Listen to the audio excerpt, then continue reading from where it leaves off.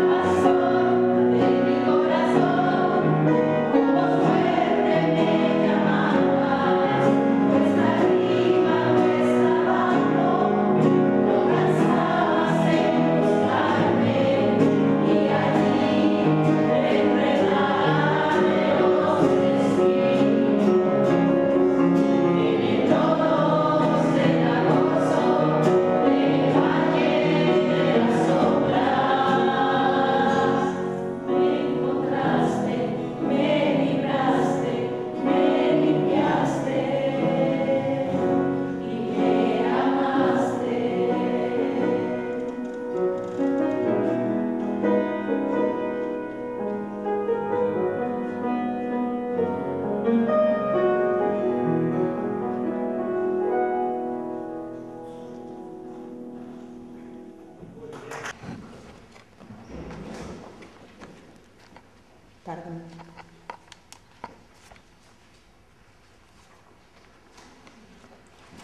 recaptadors i els pecadors de tota mena se li acostaven per sentir-lo.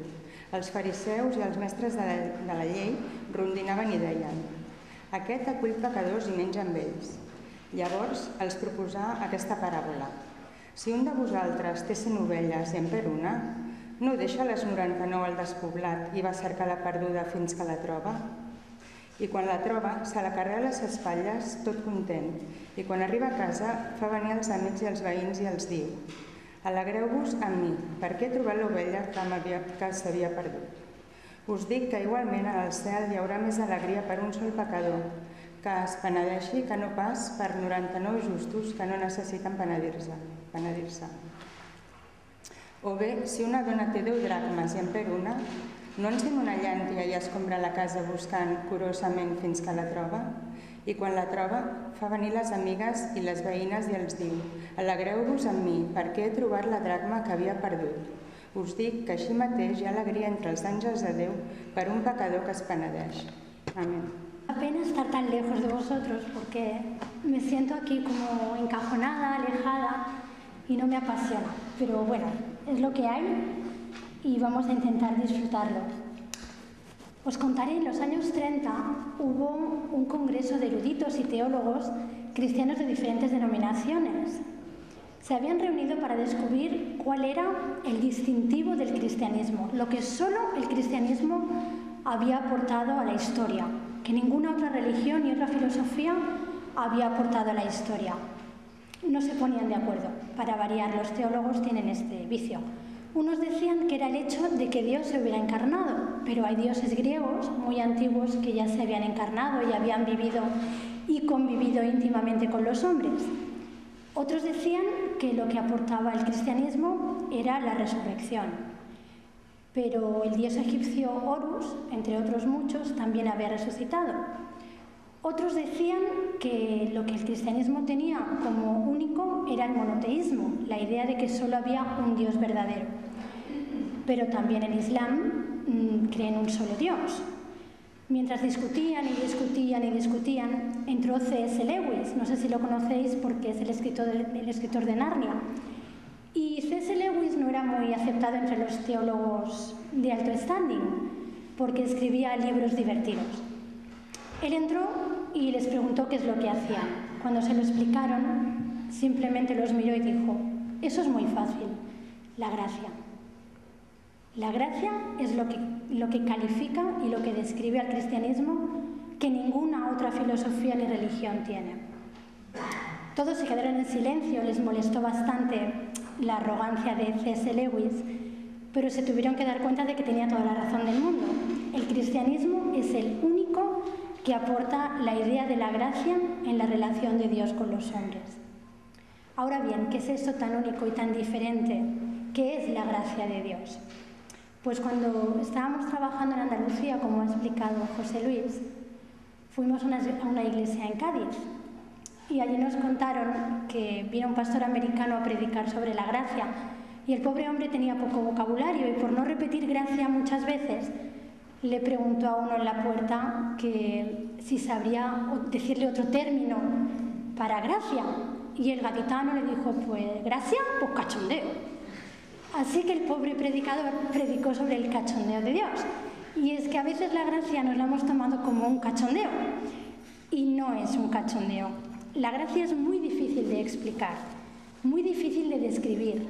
En la Biblia no hay ninguna definición de la gracia. Dios no explica en ningún momento qué es la gracia. Dios la aplica. No teoriza sobre la gracia, la practica. La gracia, podemos decir como definición, que es el regalo inmerecido del amor de Dios hacia el hombre pecador. Esta definición puede sonar muy bonita, pero no deja de ser teórica. Para tenerlo de forma más práctica, podemos decir que la gracia es el hecho de que Dios nos ama sin condiciones previas, que Dios nos ama sin esperar nada a cambio y que Dios nos ama sin merecerlo. Esa es la gracia. Y eso es lo que hace tan peligroso el Evangelio y a la vez tan maravilloso. A Jesús le encantaba explicar cuentos. A mí también. Me encantan los cuentos y me encanta C.S. Lewis.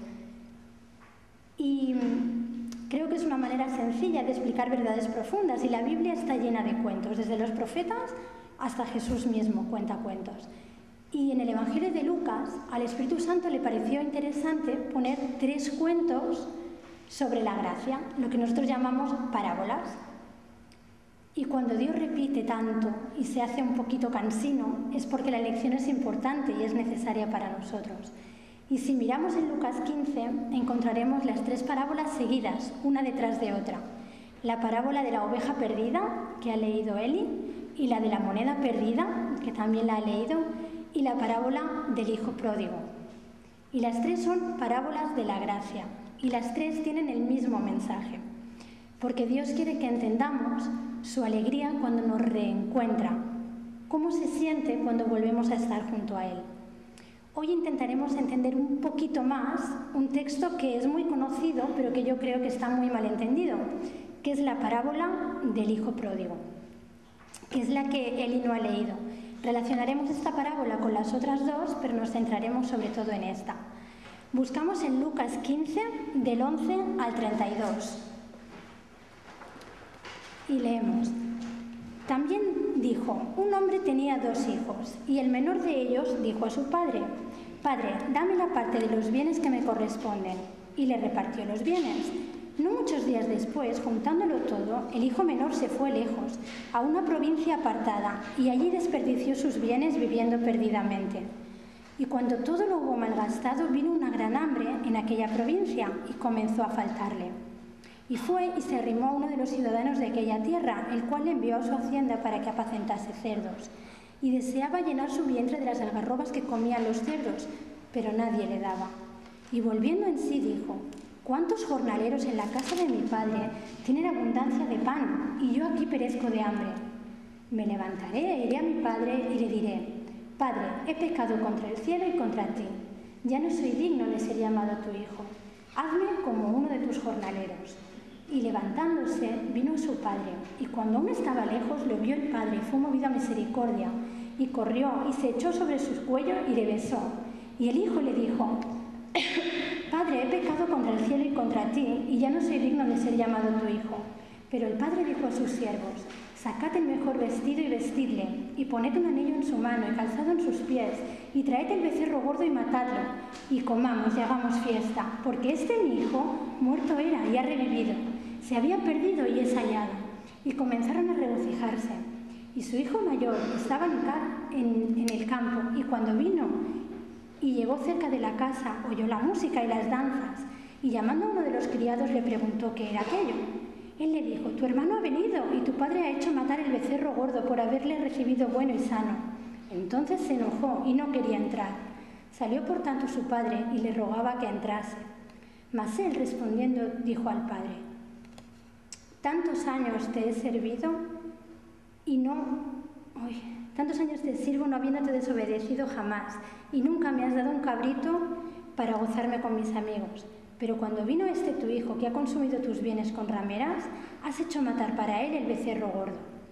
Él entonces le dijo, «Hijo, tú siempre estás conmigo y todas mis cosas son tuyas. Mas era necesario hacer fiesta y regocijarnos, porque este tu hermano era muerto y ha revivido, se había perdido y es hallado».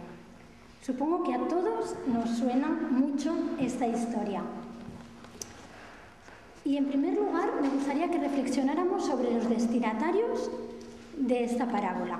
Creo que este es el primer malentendido. Tradicionalmente hemos escuchado usar este texto en tono evangelístico.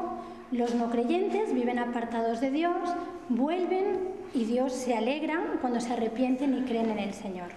Es interesante, es bonito, pero es poco práctico. Quizás nos trae recuerdos de un pasado más o menos lejano, depende del tiempo que haga que somos creyentes, pero no nos aporta más. Pero si leemos con atención el texto, nos daremos cuenta de que los destinatarios directos de estas parábolas de Jesús no eran los incrédulos. Los que estaban sentados alrededor de Jesús escuchándole eran el pueblo de Dios. Si miramos en el 14:25, que es cuando Jesús empieza a hablar a este grupo, dice, grandes multitudes iban con él y volviéndose les dijo, o sea, la multitud iba con él. Jesús iba andando por los pueblos de camino hacia Jerusalén y la multitud le seguía. ¿Quién formaba esta multitud? Pues miremos en el versículo 15, en el capítulo 15, versículo 1. Dice, se acercaban a Jesús todos los publicanos y pecadores para oírle. Los publicanos y los pecadores. Esta multitud eran publicanos y pecadores del pueblo de Dios, del pueblo de Israel. Los publicanos eran los recaudadores de impuestos. Lo peor que había, traidores, mala gente, ladrones, robaban a los suyos, eran despreciados socialmente y utilizados por los romanos para aprovecharse del pueblo de Israel. Y los pecadores pues podían ser pecadores de toda mena, ¿no? De todos los pecados, gente que se sabía pecadora y que los demás rechazaban como pecadores. El segundo grupo, versículo 2 del capítulo 15. Y los fariseos y los escribas murmuraban diciendo. El segundo grupo que escucha a Jesús. De un lado, los recaudadores de impuestos y los pecadores. Del otro lado, fariseos y escribas, los maestros de la ley, la élite religiosa, los puros y santos del grupo. Es evidente que este grupo no eran incrédulos, eran el pueblo de Dios. Así que esta parábola se dirige directamente al pueblo de Dios y no a los incrédulos. Además, el ejemplo de la relación de padre e hijo no se da nunca en la Biblia entre Dios y la gente que no es creyente. Dios ama al mundo, pero es padre de su pueblo, padre de sus hijos. Nunca Dios se considera padre de los incrédulos. Así que el mensaje de esta parábola va dirigido al pueblo de Dios, va dirigido a ti y a mí, a los que ya hemos creído y somos sus hijos. Ahora que tenemos claros los destinatarios y vemos que esta parábola nos habla a nosotros directamente, vamos a ver el problema de esta parábola. Un padre tiene dos hijos que trabajan en sus negocios, en su hacienda. Uno le pide la parte de la herencia que le corresponde y se va lejos, muy lejos. Allí dilapida la fortuna familiar hasta quedarse en la más absoluta miseria. ¿Cuál es el problema real? Pues el título de la parábola lo dice, el hijo pródigo. Pródigo significa una persona que desperdicia y consume su hacienda en gastos inútiles sin medida ni razón. El problema que se ha destacado es que el hijo coge la herencia y se la gasta en rameras, según dice la palabra, y en mala vida, en juergas, en vicio, en lo que sea. Este es el problema, el hijo pródigo, el hijo derrochador, el hijo malgastador. Pues este no es el problema, Y el problema creo que lo deberíamos de entender tal y como lo entendía la gente que escuchaba a Jesús en aquel momento. A lo mejor a nosotros nos interesa mucho cómo se gastó el dinero, pero la gente que escuchaba a Jesús en ese momento se parecía mucho a la gente que hoy vive en Irak, por ejemplo, en cuanto a sus valores sociales y familiares, salvando las distancias. Pues un misionero explicó esta parábola en un pueblo en Irak y los iraquíes se enfadaron muchísimo con el misionero y con Jesús. Se echaban las manos a la cabeza, no lo podían entender.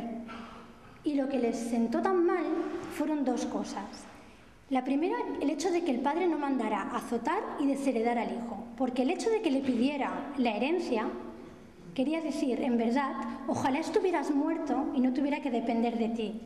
Ojalá tú ya no estuvieras aquí y no me molestaras, yo ya fuera libre. Y en segundo lugar, no podían entender que el padre perdonara a su hijo y lo recibiera nuevamente. Esto era algo intolerable. Una vergüenza y una deshonra para el padre. El padre perdía todo el respeto y toda la autoridad ante los demás. Era una humillación. Y tal y como explica este misionero iraquí, yo creo que es como recibió el pueblo de Israel esta parábola. No podían entender que el problema fuera cómo había gastado el dinero, sino el problema era que el hijo quería la herencia para irse lejos. La Biblia dice lejos, muy lejos, a una provincia muy apartada. Y recalca, El hijo quería el dinero para irse lejos, porque no quería compartir su vida con el padre, porque quería alejarse de su padre, no le quería cerca, no quería formar parte de los proyectos, las ilusiones, los deseos, los dolores, los sufrimientos de su padre. El padre le estorba, el padre le corta las alas, le impide realizarse, le impide ser libre, vivir felizmente. Por esta razón creo que deberíamos rebautizar esta parábola, ya que los titulitos no son inspirados, y en vez de llamarla el hijo pródigo, el hijo que malgasta, deberíamos de llamarla el hijo autónomo o el huérfano voluntario, porque el verdadero problema es que a este hijo le sobra el padre, es que le sobra, es que le molesta y quiere irse lejos, muy lejos. Este joven quiere vivir la vida a su manera, sin darle explicaciones a su padre, sin escuchar los consejos de su padre. Y a mí me recuerda que muy a menudo nosotros hacemos lo mismo. Queremos vivir la vida como nos parece mejor a nosotros, sin darle cuentas a Dios o creyendo que no le daremos cuentas, sin tener que escuchar los consejos de Dios a través de la Biblia. Porque pensamos que nuestra manera de vivir la vida es mucho mejor que la que Dios propone, o al menos que nos hará más feliz. Decidimos, planeamos como si la vida nos perteneciera, en lugar de preguntarle a Dios qué quiere que hagamos con la vida. ¿Dónde trabajo? ¿Qué estudio? ¿Con quién me caso? ¿A qué iglesia voy? ¿Cómo educo a mis hijos? ¿Qué hago con mi dinero? ¿Qué hago con mi tiempo, con mi energía? Nos preocupamos mucho de ofrecer nuestro diezmo y nuestros dones a Dios, y es muy correcto. Pero me vais a perdonar, Dios no necesita nuestro dinero. De Él es la riqueza y la gloria, dice la Biblia. Y está muy bien servir al Señor, pero Dios no necesita nuestros dones. Es omnipotente y tiene un ejército de ángeles que le sirven. ¿Sabéis lo que quiere Dios realmente? Nos quiere a nosotros. Te quiere a ti y me quiere a mí, porque nos ama, y nos ama con locura, y quiere compartir nuestra vida con nosotros, quiere ser parte de nuestra vida, quiere caminar con nosotros, como lo hizo Enoc. Y a mí este personaje es un personaje del Antiguo Testamento que sale 3 versículos, en Génesis 5. Un personaje tan especial para Dios que no vio la muerte, y de estos hay muy pocos en la Biblia. No vio muerte, fue arrebatado para irse con Dios. En un tiempo en el que la gente vivía 800 y 900 años, vivió 365 años. Y Dios se lo llevó muy prematuramente, porque quería estar con él. Y todo el mérito de Enoc, ¿sabéis cuál es? Caminó con Dios. Este es todo el mérito de Enoc. Y lo dice en 3 versículos 2 veces. Y Enoc caminó con Dios. Y Enoc caminó con Dios todos sus días. Y fue arrebatado. Y Dios quiere caminar con nosotros. Es lo que más desea. Pero a nosotros a veces Dios nos corta las alas. Y preferimos ir muy, muy lejos, como el hijo pródigo. ¿Cuál es el resultado? El resultado es evidente. El joven se va lejos de su padre y vive su vida, independientemente de su padre y, evidentemente, cometiendo errores que luego pasarán factura. De repente, la situación cambia. Se encuentra en medio de una fuerte crisis económica y no tiene ni un euro ahorrado porque se lo ha pateado todo. Paro, crisis, pobreza, precariedad. Creo que esta parábola es mucho más actual de lo que nos parece. ¿Y cuál es la situación exacta a la que llega el hijo? En primer lugar, llega a la soledad más absoluta. Está lejos de su casa. Lo sabemos porque cuida cerdos y eso en Israel era imposible absolutamente. Sus amigos lo han abandonado. Así que padece una soledad total y absoluta. Padece una pobreza de indigencia. No tiene dinero, no tiene recursos. Se muere de hambre. No están cubiertas ni sus necesidades más básicas y nadie tiene interés en cubrirlas. Sufre menosprecio, soledad, pobreza y menosprecio. No es nadie, es menos que un cerdo porque no quieren malgastar el alimento de los cerdos en él. No le importa a nadie. Podemos decir que ha derrapado desde la cima de la pirámide social hasta lo más bajo, en caída libre y sin freno. Este es el resultado que encontramos cuando vivimos al margen de Dios.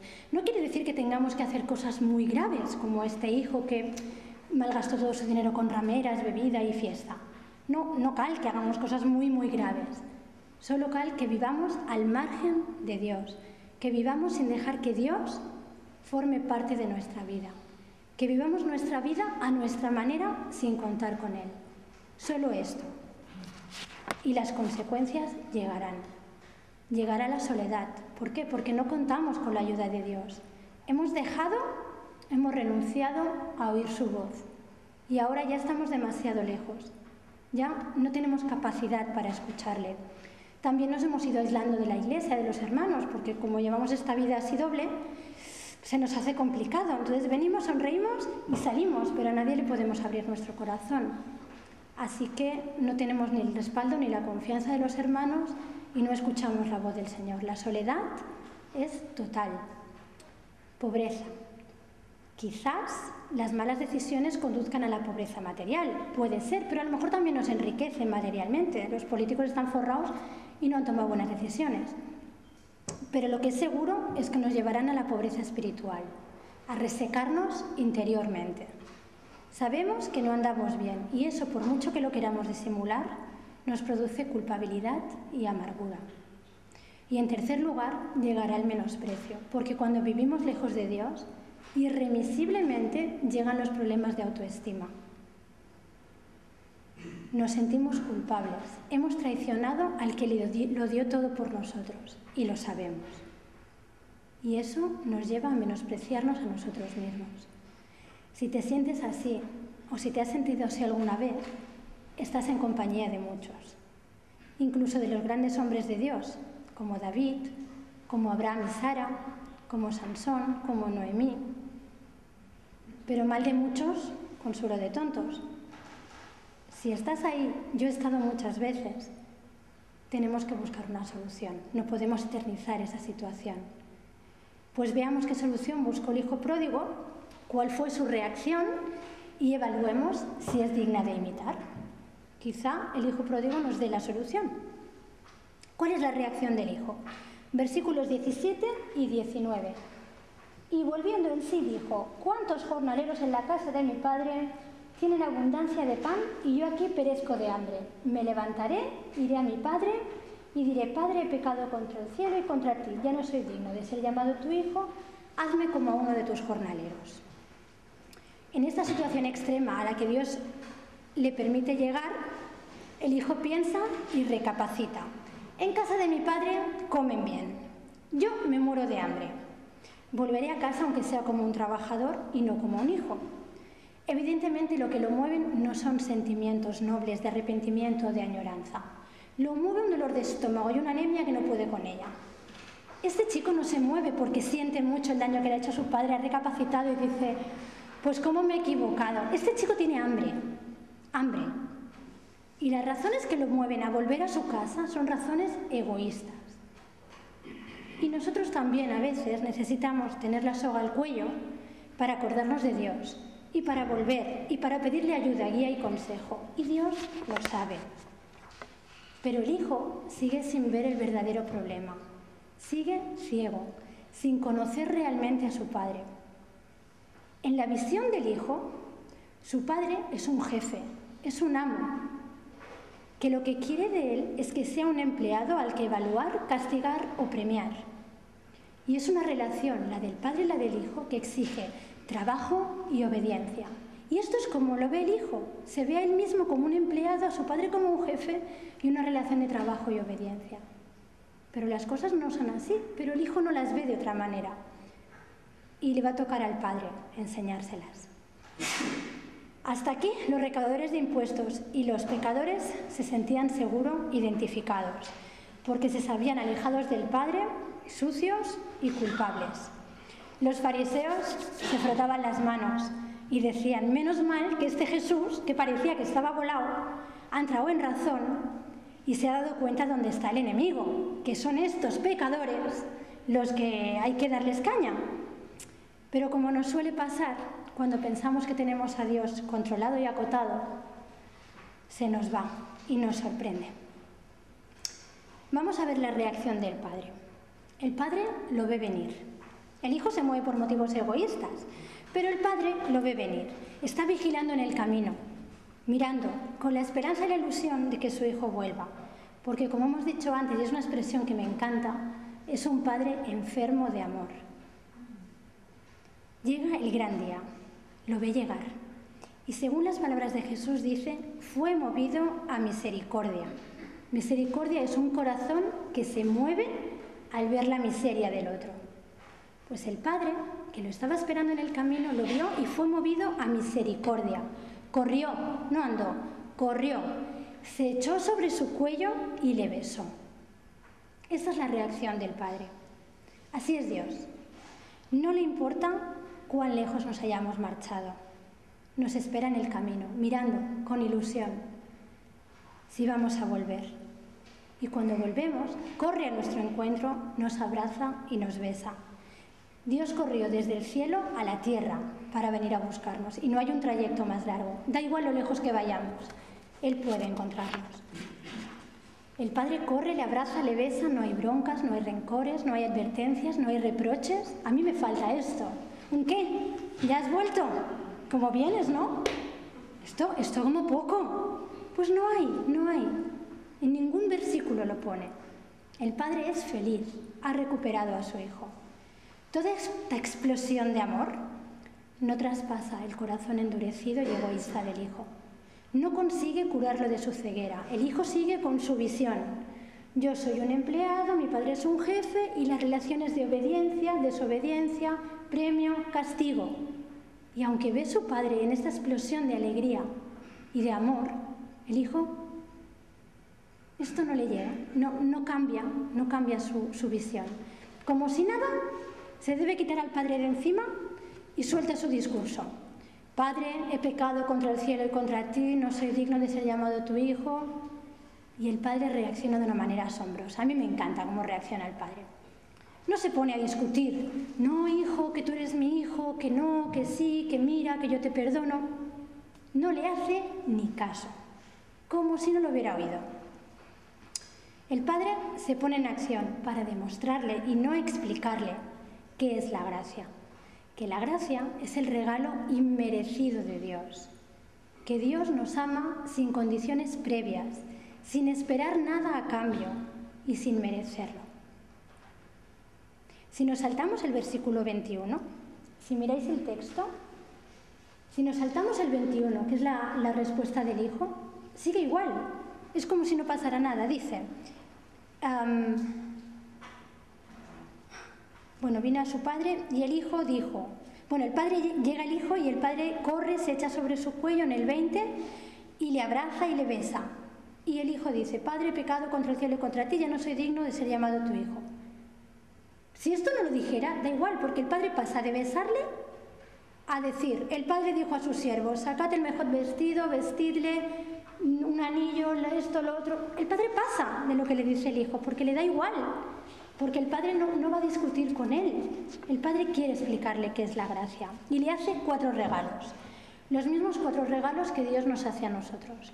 Le da, en primer lugar, ropa, una túnica limpia. ¿Por qué le da una túnica limpia? Pues seguramente porque olía a cerdo.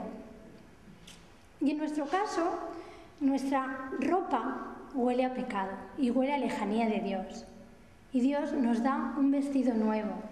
Es un símbolo de limpieza. Nos quita los harapos del pecado, la peste a pecado, y nos purifica, nos limpia, nos cubre con justicia recuperada. En segundo lugar, le da un anillo. ¿Qué era el anillo? Pues el anillo era el anillo familiar. Era una señal de autoridad. Eran aquellos anillos que tenían un sello y se lacraban los documentos. Y cuando alguien tenía el anillo de la familia, tenía la autoridad como para firmar en nombre de la familia. Es el símbolo de que ese hijo malvado y malo, sigue perteneciendo a la familia. Es el símbolo de que ha recuperado su identidad. Y el padre dice, este es mi hijo, respetadle. A los demás les está advirtiendo, es mi hijo y ha vuelto a mi casa, respetadle. En tercer lugar, le regala unas sandalias. El calzado en la Biblia es siempre símbolo de misión. Dios aún tiene una misión para nosotros. Dios tiene un propósito para nuestra vida. Da igual si nos hemos equivocado, si nos hemos alejado. Cuando volvemos a Él, su gracia, su amor, nos vuelve a dar una oportunidad, una y mil. Y nos vuelve a dar una misión y un propósito para nuestra vida. Dios sigue confiando en nosotros 1000 y 2000 veces, porque nos perdona. Y en cuarto lugar, dice que hace fiesta. El banquete es la expresión pública de la alegría del Padre. El Padre está contento y le abraza y le besa, pero eso lo demuestra públicamente. Y al demostrarlo públicamente se pone en evidencia. Se pone en evidencia delante del servicio, delante de los otros criados, delante del otro hijo, delante de todo el pueblo que sabe lo malo que ha sido su hijo. Dios se pone en evidencia y dice: yo te perdono, yo te amo y yo me humillo por ti. Y eso es lo que hace Dios por nosotros. El otro día leía: Satanás conoce mi nombre, pero me llama por mi pecado. Tú, la que hace esto, la que piensa aquello, la que tiene este pecado. Pero Dios conoce mi pecado y me llama por mi nombre. Y eso es gracia, eso es la gracia de Dios. Dios sabe cómo somos, sabe todos nuestros pecados, pero nunca nos señala y nos llama por nuestro pecado. Nos llama por nuestro nombre y por el nombre que Él nos ha dado, que es Hijo mío. Dios quiere explicar su alegría cada vez que hemos vivido lejos de Él y hemos vuelto a casa. Cada vez que hemos vivido como si fuéramos huérfanos y volvemos a contar con Él para compartir nuestra vida. Su alegría es tan grande que en 15:10 dice que hay fiesta delante de los ángeles por uno que vuelve a Él. ¿Alguna vez has perdido algo que te encantaba o que era muy importante y muy valioso para ti? Lo buscas, lo rebuscas, revuelves la casa entera y no paras hasta que lo encuentras. Y cuando lo tienes, te alegras mucho más por eso que por todas las cosas que sabes dónde están. Todo lo que sabes dónde está bien, pero eso que lo habías perdido... Nosotros un día perdimos a Samuel cuando era pequeño en la playa. A mí me da mucha alegría ver a mis hijos siempre en la playa conmigo jugando o tomando el sol. Pero ese día que perdimos a Samuel, cuando lo recuperamos, yo recuerdo que en la playa lo miraba y de ver que estaba allí cuando tenía 1 añito y medio, de ver que estaba allí, se me saltaban las lágrimas. ¿Por qué? Porque lo había perdido. Porque lo había perdido. Y cuando pierdes algo, lo valoras mucho más. Y cuando pierdes algo, lo agradeces mucho más. Esa es la razón por la que los cojos sanados saltaban y daban gloria a Dios.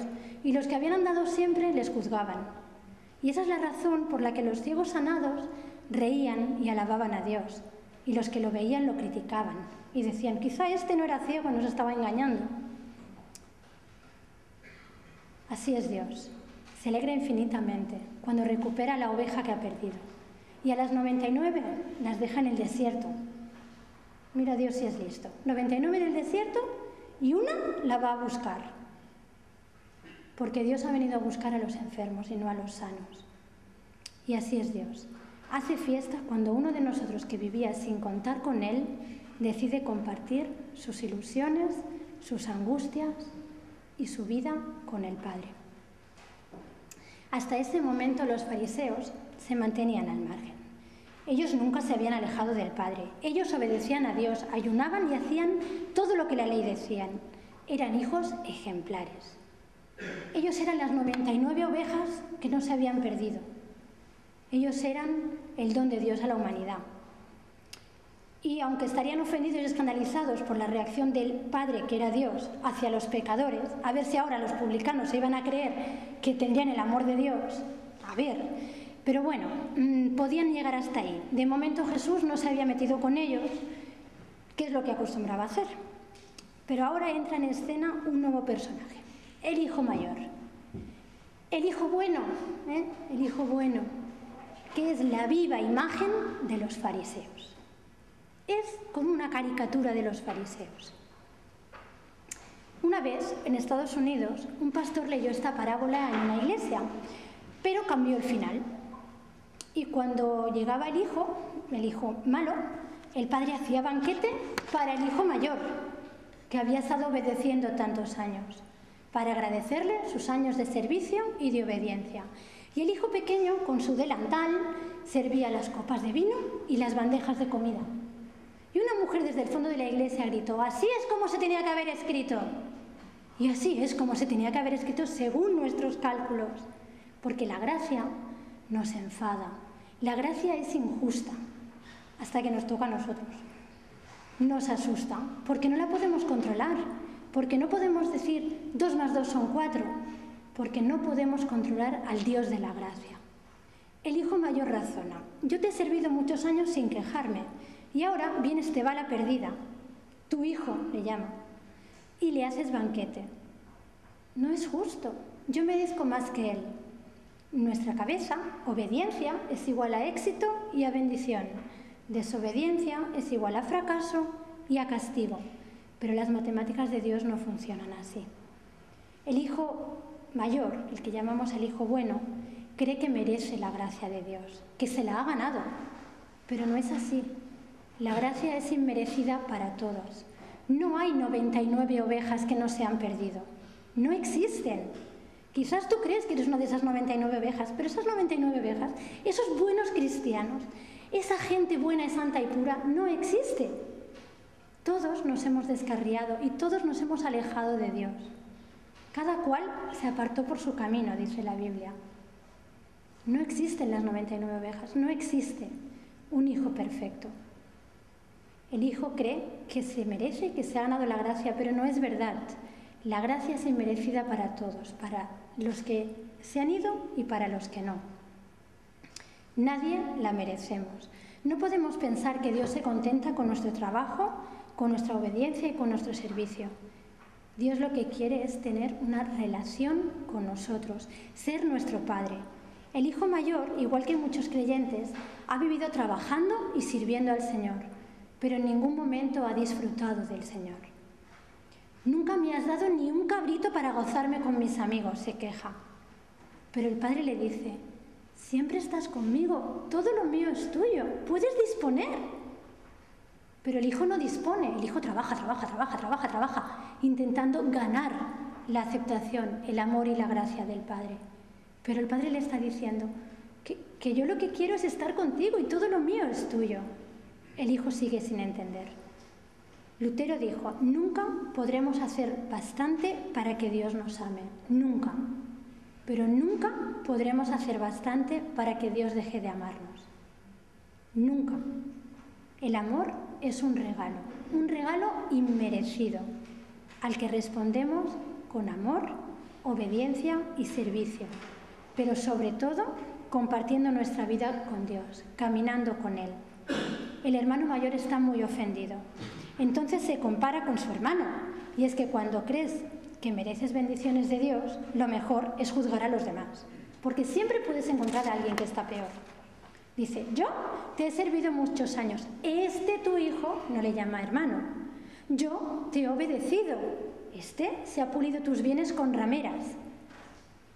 Tiene muy buena memoria de lo que ha hecho el hermano. Yo me lo merezco, este no merece nada.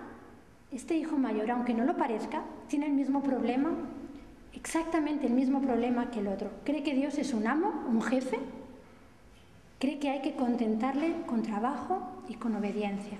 No entiende que Dios no desea su trabajo. Dios quiere una relación con Él. Y este hijo cree que ha servido y merece. El otro hijo cree que no ha servido y no merece. Y los dos tienen el mismo problema. Ven a Dios como un jefe. Jesús les explica a unos y a otros que no quiere su servicio, que no quiere su sacrificio, que no quiere la perfección, que los quiere a ellos, que nos quiere a nosotros, que te quiere a ti. El otro día leía: en la Biblia la teología es gracia y la ética es puro agradecimiento. Dios nos regala su amor de forma inmerecida y lo único que podemos darle a cambio es compartir nuestra vida con Él. Nuestro dolor, nuestras ilusiones, nuestros planes, nuestros fracasos, nuestras alegrías. Obediencia y servicio no son condiciones para que Dios nos ame. Son una respuesta de agradecimiento al Dios que ya nos ha amado. Pero la gracia es peligrosa. Nunca podremos controlar a Dios, ni exigirle nada. Nos ponemos en sus manos, caminamos con Él, a veces por el desierto, a veces por un jardín, a veces en la cima, a veces en el valle, pero confiando con Él, confiando en Él. Este es el riesgo y el mayor reto del Evangelio.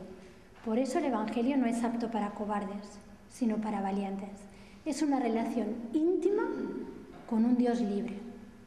Que Dios nos ayude a estar a la altura de un reto como este. Sí, Pare estimat, gràcies per aquestes precioses i grandíssimes promeses que tu ens dones. Sabem que tu ens has promès que si algú ve a tu, tu no el fas fora, tu no el rebutges. I en aquesta confiança, Senyor, volem demanar que si alguna de les persones que estan aquí amb nosaltres, alguns dels nostres amics o persones estimades que estan aquí, encara no s'ha trobat en tu com a pare, que l'aculls ple d'amor i misericòrdia per perdonar-lo i per acollir-lo a la teva família per sempre, que aquests moments siguin els que el teu esperit els hi parli al cor i els commogui perquè s'apropin sincerament penedits i amb la confiança de que tu els estimes i els estimes tant, ens estimes tant, que ens has donat a Jesús perquè ell ens salvés. Gràcies, Senyor, per aquest do inefable del teu fill estimat. I gràcies perquè en ell totes les teves promeses es compleixen i són un sí i un amén ben fort. Senyor, volem demanar que tu ens acompanyis de tornada cap a casa, ens guardis de tot mal, que sigui un dia de benedicció, que sigui un dia en el que podem caminar amb tu, com va fer aquest germà de l'antiguitat, Enoc. També nosaltres, Pare, volem caminar amb tu. I per això sabem que el primer pas és tornar a tu sincerament penedits. I t'ho demanem de tot cor, Senyor, que tu ens acullis i que mai ens deixis de la teva mà. Guarda'ns de tot mal. En el nom preciós de Jesús t'ho demanem. Amén. Que el Senyor et beneeixi i et guardi, que ell faci resplendir el seu rostre sobre tu i tingui de tu misericòrdia. Que el Senyor aixequi sobre tu el seu rostre i et doni la seva pau. Amén.